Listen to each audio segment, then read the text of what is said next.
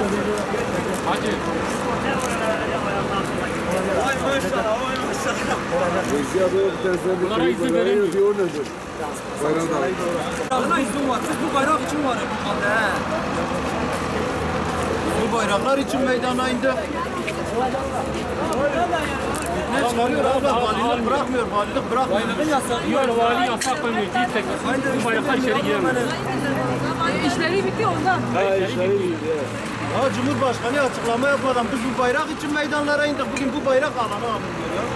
Öyle bir şey olur mu ya? Biraz sırf İslam hakim olsun engellendi. Bugün Biz adamlar camilerimiz İslam'a için darbe meydanlara çıktı. Kur'an-ı Kerim için meydanlara çıktı. Bugün alınmıyoruz, bu bayrak elimizde diye. Böyle bir şey olabilir mi ya? Ancak zalimler, kafirler bunları çıkarır ya.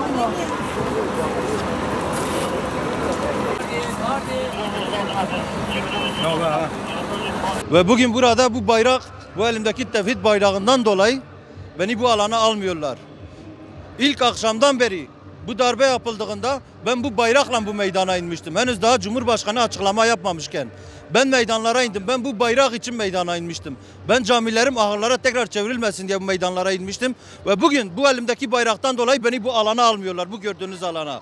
Sadece ellerinde Türk bayrağı olan kişiler girebiliyor diyor. Düne kadar daha ben bu meydandanken sırf elimdeki bu la ilahe illallah bayrağından dolayı insanlar benden güç kuvvet alırken bugün bu bayrak bu alana girmiyor. Bunun nedeni nedir? Bu valilik bir an önce bunu açıklasın bize. Ve bundan dolayı ben bu alana bu bayraksız girmem. Beni bu alana sürükleyen bu bayraktır. Hiç kimse bu bayrağın önünde engel olamaz. Ancak kafirler bu bayraktan korkabilir. Zalimler bu bayraktan korkabilir. Allah'ın izniyle biz bu bayrağı her yerde dalgalandıracağız. Biz darbenin ilk günü, ilk saatlerinde sırf bu bayrak, tevhid bayrağı dalgalansın, bu memleket İslam'dan mahrum kalmaması için darbe meydanlarına indik.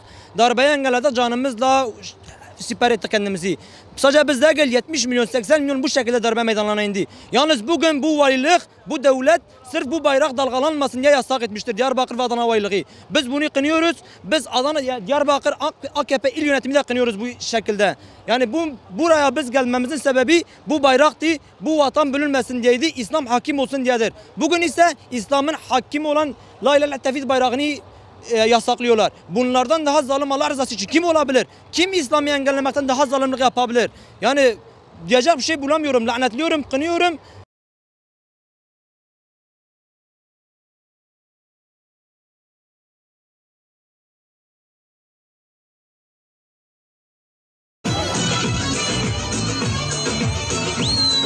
Değerli misafirler lütfen güzel bir nöbet geçirmek için lütfen platformun dışına çıkalım.